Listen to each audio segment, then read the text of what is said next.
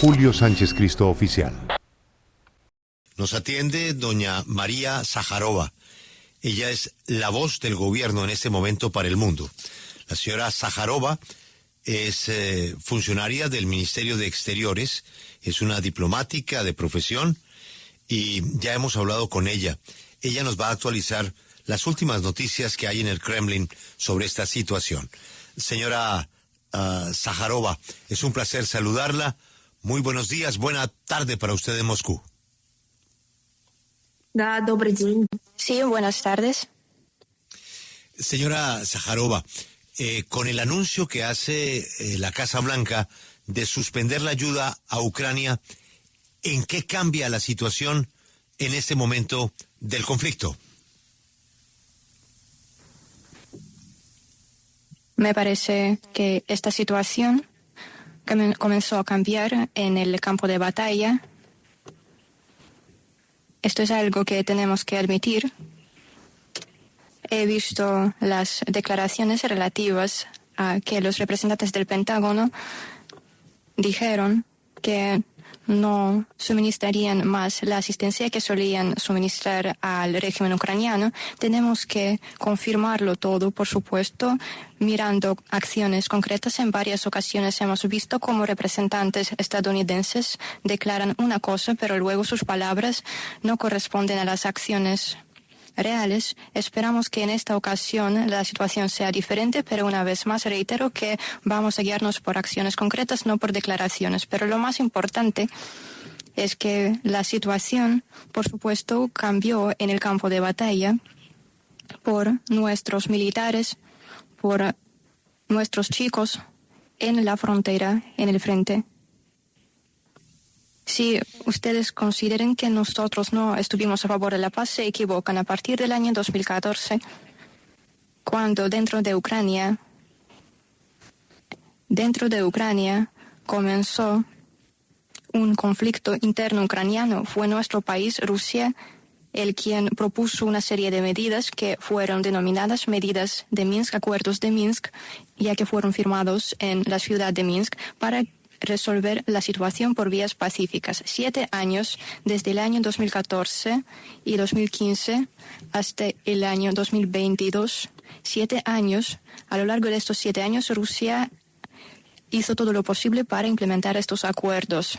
De parte del Occidente, que estuvo a favor de Ucrania, de parte de Ucrania, según nuestro entendimiento, solo se simulaban acciones para implementar los acuerdos de Minsk. Después del año 2022, esto fue anunciado directamente por ex canciller de Alemania, Angela Merkel, y por ex presidente de Francia, François Hollande, que manifiestamente dijeron que no tenían la intención de cumplir los acuerdos de Minsk, ni siquiera trataron de caminar la vía de la paz. Una vez reitero, Rusia nunca, en ninguna ocasión, no rechazó la vía de paz, incluso en el año 2022, después de que las provocaciones organizadas por las autoridades de Estados Unidos, Biden, Zelensky, el régimen ucraniano, tuvieron lugar y comenzaron hostilidades. Incluso después de esto, nosotros nos sentamos en la mesa de negociaciones por la solicitud de Ucrania en primavera de 2022. ¿Y cómo acabó?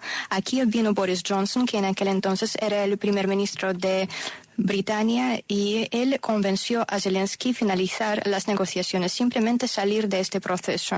En septiembre de 2022, los Estados Unidos forzaron a Zelensky, bajo la administración de Biden y su equipo, forzaron a Zelensky prohibir a sí mismo y a toda Ucrania entablar negociaciones con Rusia. Por lo tanto, la situación cambió en el campo de batalla. Acuerdo que el alto representante de la Unión Europea para la política exterior, Borrell, reiteró en varias ocasiones que no se tiene que resolver la situación en la mesa de negociaciones, sino resolver la situación en el campo de batalla. También otros oficiales de la Unión Europea no estaban a favor de negociaciones de paz.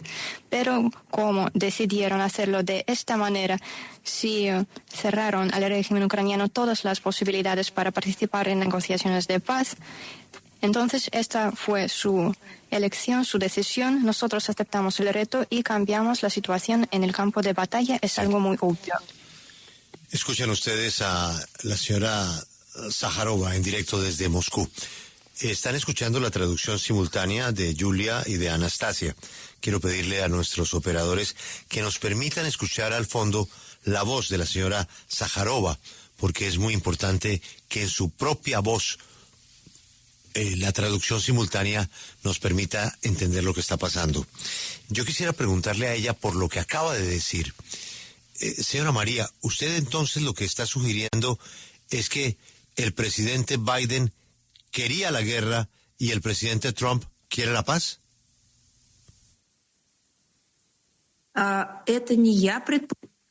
No es mi suposición, estas son sus palabras. El presidente de los Estados Unidos, Joe Biden, en varias ocasiones dijo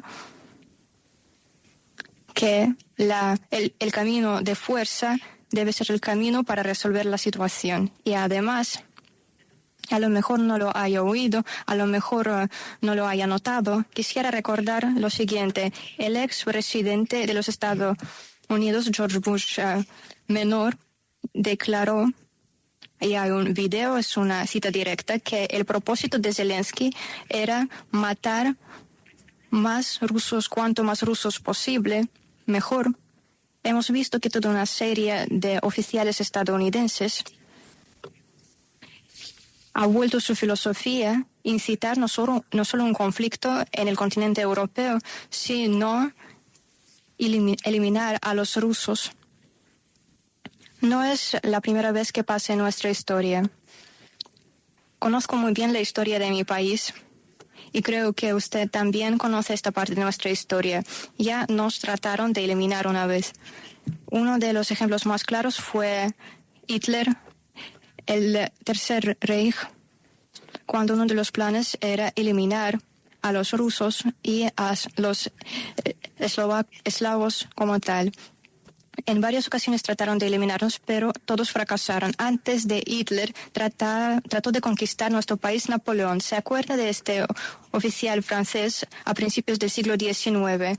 Nuestro país, en varias ocasiones a lo largo de su historia, sufrió las consecuencias de estas ideas enfermedizas de que a los rusos, a los eslavos orientales, la gente de nuestro país debe ser oprimida o eliminada. Rusia en todas las ocasiones, en toda su historia nunca ha atacado a nadie, no ha comenzado guerras, pero Rusia fue un país contra el cual se realizaban ataques, entre otras cosas, en el marco de guerras mundiales. En varias ocasiones nuestro país, mi país, Rusia, fue destruida en gran medida debido a que enemigos venían a nuestros territorios. A menudo venían en los últimos 100 años desde el occidente y siempre vencíamos a este enemigo, siempre lo expulsábamos de nuestro territorio y cada vez restaurábamos nuestro país. Por lo tanto, quienes tenían la intención de infligir una derrota estratégica a Rusia o por completo eliminar nuestro país o crearnos condiciones inhumanas se han equivocado porque hemos podido cambiar la situación. María, el viernes hubo un episodio diplomático muy complicado en la Casa Blanca. Una reunión que se frustró y que llegó a unos términos muy altos en el tono y que rompió el camino diplomático. Lo que pasó el viernes en la Casa Blanca, ¿de qué manera afecta el conflicto?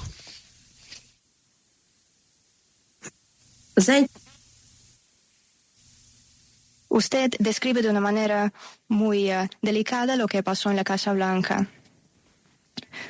Quisiera preguntarle si le parece que no es una pregunta apropiada, le entenderé. Pero usted entiende que Zelensky es un drogadicta, ¿lo entiende?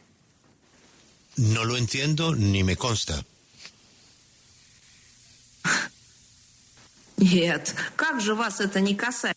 No, por supuesto, también concierne a todo el mundo porque un drogadicta con una adicción de drogas, una persona enfermediza que usa drogas a lo largo de muchos años. Recibió un enorme monto de armas sin control y un montón de dinero. Perdóneme, pero usted entenderá que personas con adicciones no pueden recibir en sus manos armas. Usted no le daría a un drogadicta una pistola, pero a Zelensky, que a lo largo de muchos años ha sido un drogadicto y todos lo conocían, incluso el expresidente de Ucrania, Poroshenko, habló de lo mismo de manera manifiesta, lo declaró expresamente.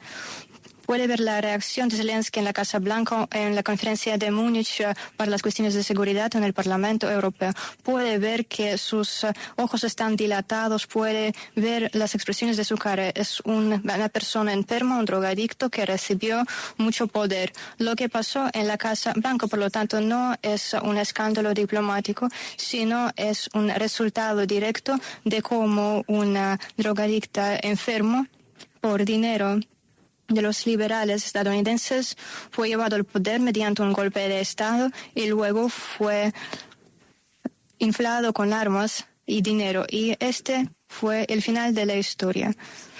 Por desgracia, no terminó con un fiasco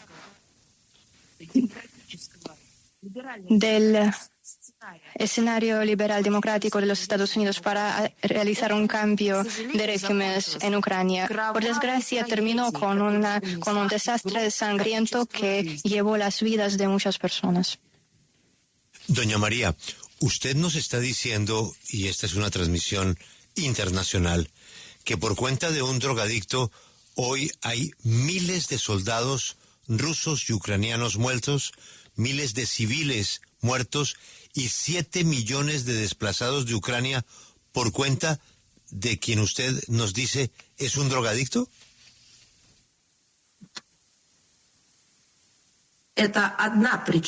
Es una de las causas.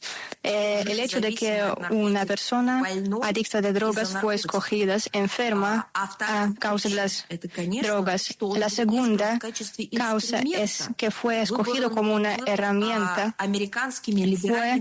Fue una herramienta de los demócratas liberales, el equipo de Biden, el equipo de Obama, el equipo que en los Estados Unidos se llama el equipo de los demócratas liberales. Por ellos, Zelensky fue escogido como una herramienta para implementar su política interna e externa.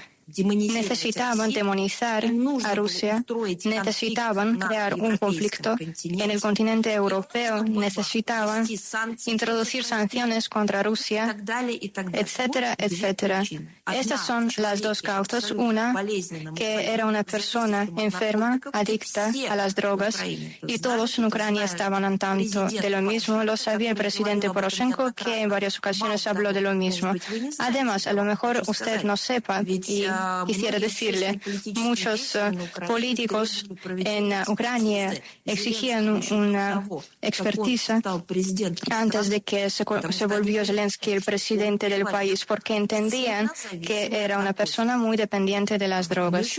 Una vez más reitero, pero sin el apoyo de los liberales, de estos políticos que presentan la dictadura internacional liberal, no habría pasado. Lo escogieron como una herramienta para usarlo. Escuchan ustedes a María Zakharova, ella es la portavoz del Ministerio de Exteriores, es la voz del Kremlin para el mundo. Quería preguntarle, doña María, sobre pues una situación que preocupa muchísimo. Es que con esta ruptura de Estados Unidos y Ucrania se va seguramente a endurecer el discurso europeo en solidaridad precisamente con Ucrania. Esto significaría un rompimiento aún mayor entre Europa y Rusia. ¿Qué alcance tiene esta ruptura que se va a profundizar en materia económica para las relaciones entre Europa y Rusia? ¿Por qué no considera que Rusia también es parte de Europa? Rusia es un Estado europeo, Rusia es un Estado euroasiático y además Rusia reservó los valores básicos europeos en nuestro país. Respetamos el cristianismo que nació en Europa y ahora en Europa está efectivamente perseguido. Respetamos la cultura que tiene raíces europeas. Puede ver lo que pasó con la cultura en Europa. Fue víctima de una especie de tolerancia, de una nueva ética, de una nueva normalidad. Por lo tanto, Rusia es un país europeo, es un país euroasiático. No tienen que separarnos de Europa. Es lo primero. Segundo, cuando dice Europa, usted supone Europa Occidental. También tiene que definir que no se trata de los ciudadanos europeos, sino de los regímenes europeos que en gran medida fueron llevados al poder por los demócratas liberales de los Estados Unidos y son ideológicamente un equipo solo, único con ellos. Así que cuando pregunta cuál será el futuro, quisiera traer su atención al hecho de que Europa Occidental es muy variada. Hay países que a lo largo de todos esos años han estado decidiendo que el apoyo del terrorista y drogadicto Zelensky era una locura. Escuchen a Robert Fitz, a Víctor Orbán, a varios otros europeos, pero también hay personas que siguieron la política de Biden, de Obama, y son sus tutelados. Hay una agencia estadounidense de asistencia al desarrollo internacional, USAID, estoy segura que lo conocen. Fue publicada toda una serie de documentos que evidencian el hecho de que a través de esta agencia, USAID, se patrocinaba varios políticos de la Europa Occidental, partidos, medios de comunicación, para el único propósito de que la ideología estadounidense de los demócratas liberales pudiera convertirse en la ideología también de la Europa Occidental. Por lo tanto, cuando usted habla de Europa Occidental, habla de los regímenes en estos estados. La gente en distintos países, mediante elecciones, mediante procedimientos electorales, dicen que ya no quieren tolerar esta dictadura liberal. Y quisiera recordarle las palabras de Joe Biden que pronunció en 2022, a principios de 2022, incluso antes de febrero, antes de que comenzara la operación militar especial. Biden dijo que harían todo lo posible como Casa Blanca, como la élite gobernante de los Estados Unidos, para eliminar el proyecto ruso-europeo Nord Stream, a través del cual el gas ruso se suministraba a Europa. Y aquí está la respuesta de quién fue el que tomó la decisión por la Europa Occidental. No fue los pueblos de la Europa que rechazaron estos recursos, sino los demócratas liberales en Washington forzaron a Europa Occidental a rechazar la interacción con Rusia y rechazar su propio bienestar. Por lo tanto, el consejo a Europa Occidental que puedo darles es solo uno: guiarse por sus intereses nacionales, atender a la opinión de su propio pueblo, tener su propia política independiente y orientarla hacia los intereses nacionales, dejar de vivir por el dinero que les viene de los Estados Unidos en forma de subsidios, sobornos y toda esta corrupción interminante. Escuchen ustedes a la señora portavoz del Ministerio de Exteriores en directo desde Moscú para esta emisión transcontinental de W Radio. Doña María, ¿Rusia consideraría aportar qué en este momento para lograr? Podría decir algo más. Me gustaría agregar algo. Usted me preguntó respecto a la reunión en la Casa Blanca. Durante muchos años, durante décadas, hemos escuchado las declaraciones de la Casa Blanca que existen muchos géneros, alrededor de 150, que la gente puede cambiar el sexo debido a cómo se sienten. Hoy puede ser mujer, para mañana puede convertirse en el hombre y al día siguiente también elegir que ser mujer o ser un hombre. Y luego dijeron que solamente hay dos sexos, mujeres y hombres. Y es así, no existen los géneros. Hay sexo femenino y sexo masculino. Lo mismo pasa con Ucrania. Durante muchos años hablaban el equipo de la Casa Blanca que Zelensky está abogando por los valores tradicionales, que es el demócrata, que supuestamente seguía por la unión, la unidad europea, pero en la realidad es una persona que restableció en el territorio de Ucrania neonazismo, una persona que no simplemente violaba los derechos de los rusos en el territorio ucraniano, sino que adoptó las leyes según cuales la gente, para los que el idioma ruso fue el idioma materno, no podían usar su idioma y desató la guerra contra su propio pueblo, porque los rusos fueron también los ciudadanos de ese territorio, así como los judíos, como los húngaros, porque había mucha gente viviendo de diferentes nacionalidades en el territorio ucraniano. Ahora en la Casa Blanca dijeron lo que hay en la realidad. Zelensky no es ningún demócrata, es un dictador. Es lo que pasó ahora en la Casa Blanca. Y no es ningún conflicto diplomático, son cosas que fueron anunciadas de tal manera como están en la realidad. Y agrego algo más. Lo que se escuchó en la Casa Blanca es sumamente importante. Y por primera vez en Occidente se encontró una persona, presidente Trump, que llamó las cosas por sus nombres. Y él dijo que Zelensky puso el mundo al borde de la Tercera Guerra Mundial.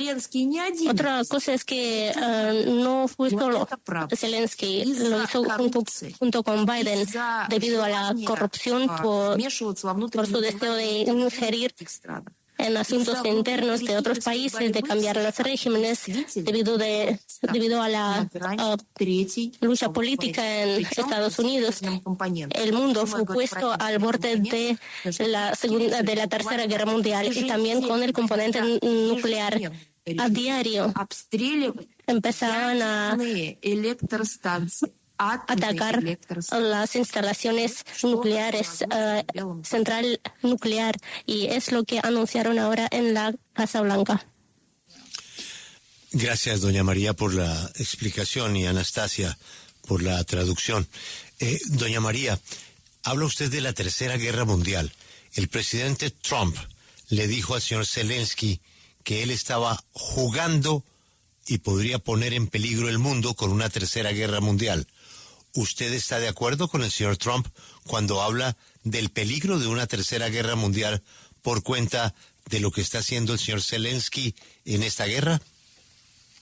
Sí, me gustaría agregar solamente un componente importante a esto, que Zelensky si solo no hubiera podido representar nada sin el occidente colectivo detrás de él, como Biden, como la OTAN, como representantes de los países de la Unión Europea.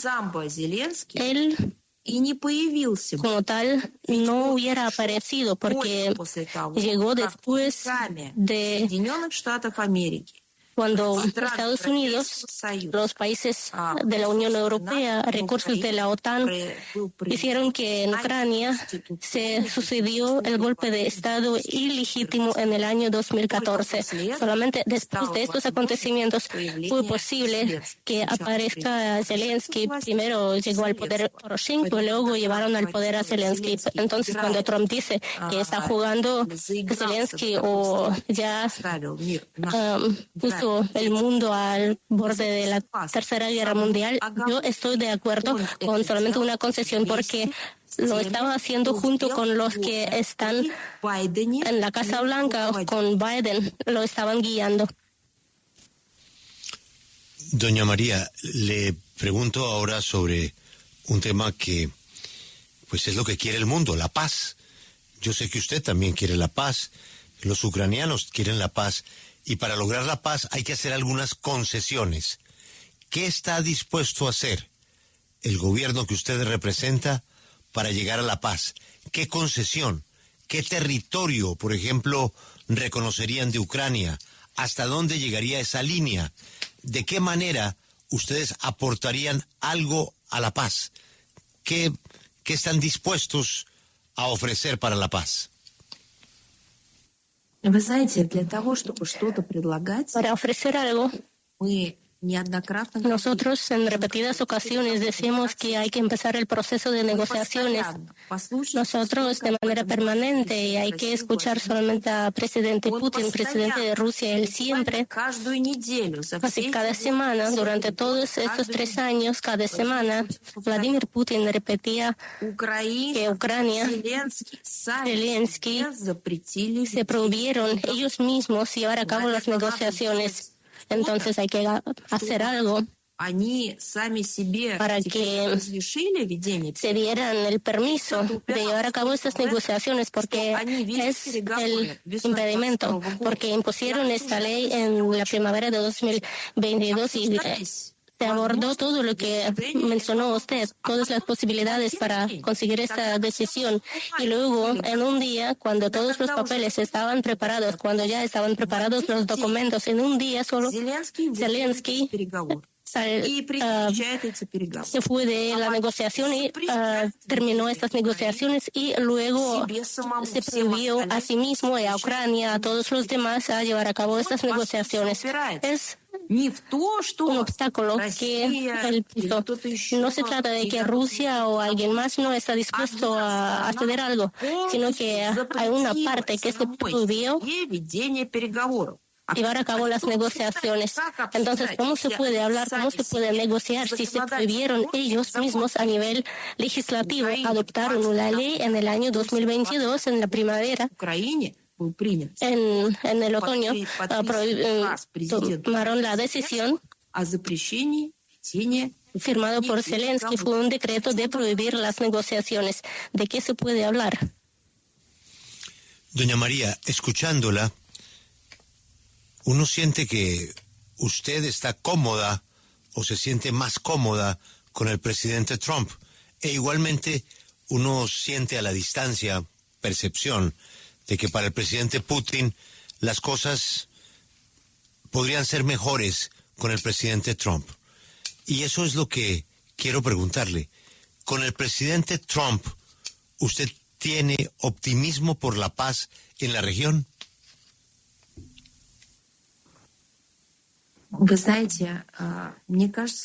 Creo que en su pregunta, no sientan ofendidos, por favor, pero falta un componente importante. El pueblo estadounidense. Yo viví en Estados Unidos, yo trabajé ahí, conozco a los estadounidenses, pero tengo la sensación que durante mucho tiempo la opinión de los estadounidenses fue ignorada en Estados Unidos. Su opinión no importaba para la Casa Blanca durante la creación, formación del curso político, de la línea política interior.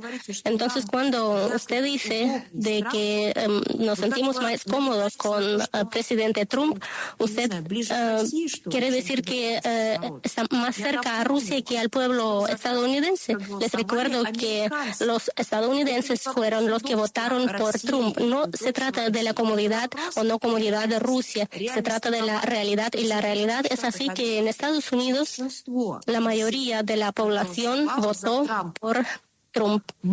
Nosotros trabajamos con el presidente elegido democráticamente en un país independiente, y estábamos dispuestos también a trabajar con el antiguo presidente, con Biden, hasta que él mismo empezara a actuar contra nuestro país activamente. Si no hubiera empezado a declarar la eliminación de la infraestructura de Rusia, que fue destruido. Luego se trata de gasoductos. Si no hubiera empezado las sanciones, les recuerdo, Estados Unidos, Biden llamó a estas sanciones contra Rusia sanciones de estrangulamiento. Si no hubiera empezado a hablar de infligir una derrota estratégica a Rusia, etcétera, etcétera, nosotros trabajamos con la voluntad del pueblo. No elegimos a los representantes o socios cómodos. Existe la voluntad del pueblo estadounidense y trabajamos con el presidente elegido por ellos. Escuchamos declaraciones horrorosas, vimos cómo destruía las relaciones ruso-estadounidenses. Presidente Biden, fue horroroso observarlo porque no fue él quien lo había creado y el pueblo estadounidense no le daba esta orden de hacerlo. Entonces teníamos miedo observándolo. Escuchamos otras declaraciones ahora porque escuchamos que mejor la paz que la guerra. ¿Qué hay de malo aquí? Es la realidad. Esto es verdad. Escuchamos que hay que restablecer las relaciones. ¿Qué hay de malo aquí? También es una cosa buena. Es mejor tener las relaciones que destruirlas. Esperamos que sean no simplemente palabras, pero partimos del hecho que detrás de esas palabras deben existir las acciones para respaldar las palabras de parte de la Casa Blanca. No se trata de nuestra comodidad, con quién o con qué es la reacción normal a los pasos correspondientes. Si son buenos pasos, entonces será una respuesta adecuada. Si sean pasos malos, entonces seguirá la respuesta mala. Señora Zaharova, ¿qué garantías daría Rusia al respecto de un eventual acuerdo de paz, un hipotético acuerdo de paz? ¿Cuáles son las garantías que daría Rusia que en el estado actual de la situación beneficiaría a Moscú, ya que Europa le acusa de haber violado los acuerdos de Minsk I y Minsk II? ¿Cuáles serían las garantías esta vez de Rusia de respeto al acuerdo? Rusia no acusaba a la Unión Europea de no cumplir los acuerdos de Minsk. Fueron los representantes de los países de la Unión Europea a nivel más alto. Canciller Merkel y François Hollande, que mirando en la cámara, en la entrevista con periodistas, reconocieron que no iban a cumplir los acuerdos de Minsk.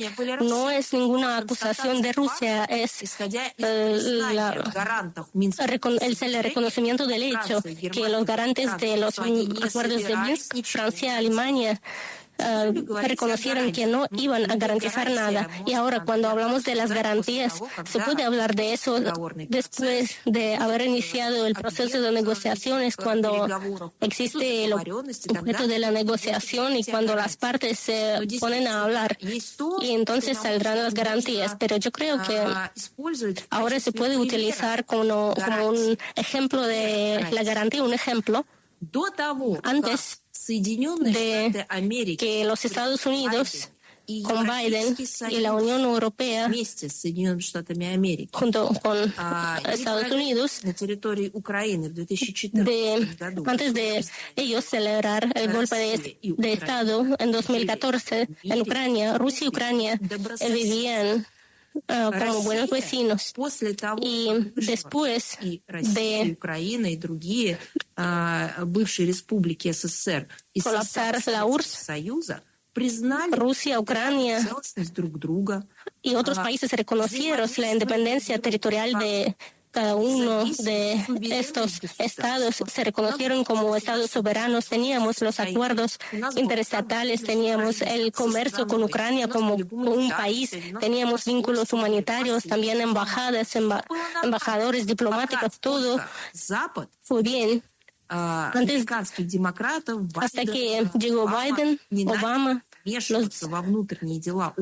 hasta que ellos empezaron a ingerir en los asuntos internos de Ucrania, que luego resultó en el golpe de Estado, cuando llevaron al poder a sus políticos con немецким гражданством ciudadanía canadiense, estadounidense en Ucrania y empezaron a llevar a cabo la política antirrusa.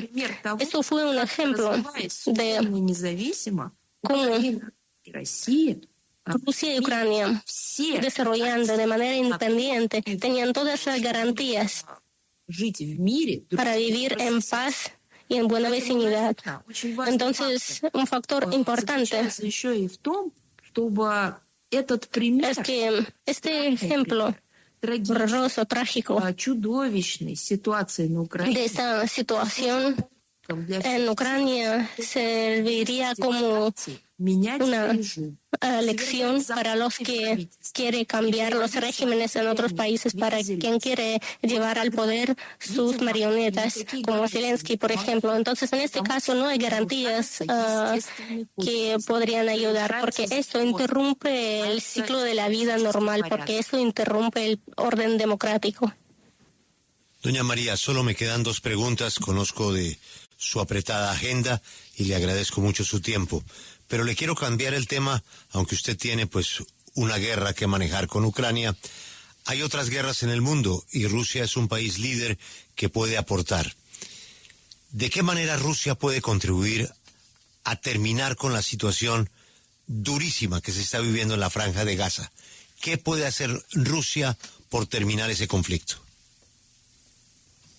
Si Si se trata de nuestros esfuerzos en el contexto de la situación dramática, trágica situación en la Franja de Gaza, nosotros prestamos ayuda humanitaria a los ciudadanos de la Franja de Gaza. También ayudamos a liberar a los rehenes de origen israelí, porque también tenían pasaportes rusos, y también ayudamos a liberar a los civiles que estaban también durante un año como rehenes. Es uno de los ejemplos cómo se puede actuar sin acusaciones, sin tomar posición unilateral, cómo se puede ver lo más importante cuando un país puede jugar un papel constructivo, un papel de mediación, de un ayudante eficaz para resolver la situación. Esto si hablamos de la situación en particular, pero también hay una dimensión internacional de la política internacional, y les recuerdo que Rusia, después del 7 de octubre de 2023, aplicó la resolución del Consejo de Seguridad para el cese del fuego en la Franja de Gaza. El proyecto ruso fue representado y fue bloqueado por el equipo de Biden, y luego la situación se repetía en diferentes ocasiones en el Consejo de Seguridad, en otras plataformas, por ejemplo, en la cumbre del mundo en Cairo el 1 de octubre de 2023, y se trataba del cese del fuego y no inaceptabilidad de el movimiento de los civiles de la Franja de Gaza. Esta resolución tampoco pasó por la posición de los Estados Unidos. Y ahora regreso a su pregunta sobre Ucrania. Usted dijo que hay muchos conflictos en el mundo que no tienen nada que ver con Rusia. Entonces, ¿con qué países están relacionados? La situación en Ucrania, en Oriente Medio, en otros puntos del mundo donde no existe estabilidad, está relacionado con la posición con la posición de Occidente colectivo. La misma OTAN, que ocupa una posición destructiva sobre muchos temas globales. Pero volvemos a Palestina, o alrededor de Palestina. En los últimos días se habla activamente de la posición idea de Trump de ofrecer otros territorios a los ciudadanos de la Franja de Gaza. Rusia está comprometido al principio de existencia de dos estados y los países de Oriente Medio se pronunciaron también de manera unánime acerca de esta posición. Durante muchos años de la escalada árabe-israelí, Rusia estaba trabajando para llevar esta situación al campo político diplomático, ayudando a liberar los rehenes de la Gaza. Y a mediados de enero se alcanzó un cese el fuego. Esperamos que sea duradero. Y esperamos que lleve un proceso de negociaciones enfocándose en la resolución pacífica del problema palestino-israelí. Doña María, y finalmente, como originamos desde Colombia, le quiero preguntar por las relaciones con el presidente Petro, por las relaciones con Colombia. Colombia es un país lleno de conflictos en este momento por una cantidad de problemas que origina el narcotráfico. ¿Cómo califica usted hoy la relación de Moscú y Bogotá?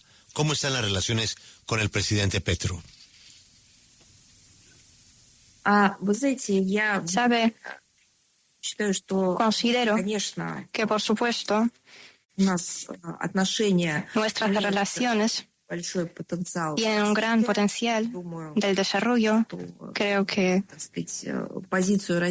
la posición de Rusia en este tema la conoce usted también. En gran medida es un tema que debe dirigirse a la dirección de su país, porque nosotros siempre hemos estado listos y dispuestos a cooperar. Nunca hemos ocupado ninguna posición politizada en cuanto al desarrollo de cooperación con los países de su región. A veces, en varias ocasiones incluso, por desgracia, hemos visto un enfoque parcial y politizado hacia nuestro país, lo cual en gran medida se explica por esta coyuntura debido a la situación en torno a Ucrania. Por lo tanto, puedo decir que las relaciones tienen un gran potencial y creo que ustedes conocen bien nuestra posición. Si quiere, podemos proporcionarle, por supuesto, información adicional con figuras, cifras, con hechos en cuanto al potencial de las relaciones que tenemos. Doña María, muchas gracias. Ha sido usted muy amable con la audiencia de nuestra W para Colombia y para el mundo. Y doña María, deseamos que muy pronto puedan alcanzar ustedes un acuerdo de paz con Ucrania. Aprovecho para saludar a su embajador Nicolai en Bogotá, que es un buen amigo de esta casa, con quien hablamos frecuentemente sobre la situación en su país. Doña María, gracias por atendernos y me alegro que hayamos coincidido en el color de la ropa. Buena tarde para usted. Muchas gracias. Hasta luego. Y muchas gracias a ustedes. Sin ustedes habría sido imposible esta entrevista. Me refiero a Julia y a Anastasia. Esta es la W desde Moscú, desde la oficina más importante del gobierno para el mundo, el Departamento de Estado, las Relaciones Exteriores, el Ministerio, la Cancillería rusa y su vocera oficial, que es la vocera del Kremlin, la señora María Zaharova. Esta es la W, analizando la situación de la guerra. Desde el viernes, pues las cosas han cambiado, Juan Esteban, y el presidente, ayer el presidente Trump se volvió a referir al tema cuando canceló o suspendió la ayuda con Ucrania, Juan Esteban. Sí. Y fíjese usted el discurso de ella, ¿no? Es diferente al discurso que tenían con el presidente Biden. Es decir, sí hay una sintonía, Juan Esteban. Sí, Julio, sí, sin duda. Y de hecho, así ha sido siempre. No olvidemos que Trump tiene un factor, Julio, interesante, y es que ya fue presidente de los Estados Unidos y la relación con Putin era exactamente la misma, era en muy buen término. Y ayer, Julio, lo dejó claro nuevamente, en medio de ese anuncio de los microchips, de una inversión de más de $100 billones, pues Trump no quería al comienzo hablar, dijo que le hicieran solo preguntas del tema, pero cuando ya se le pregunta por Ucrania, se le vio, se le sigue viendo molesto, Julio, se le sigue viendo molesto. Mire los comentarios que ha hecho en Truth Social señalando que hay temas más importantes, pero cuando habla de Zelensky dice, incluso el pueblo que lo eligió quiere la paz, excepto una persona, y se negaba a nombrarlo hasta el final. Ya dijo que él definitivamente es una persona que no quiere la paz, mientras que Putin y Rusia sí lo quieren. Acompáñenos en el canal de YouTube @Julio Sánchez Cristo Oficial.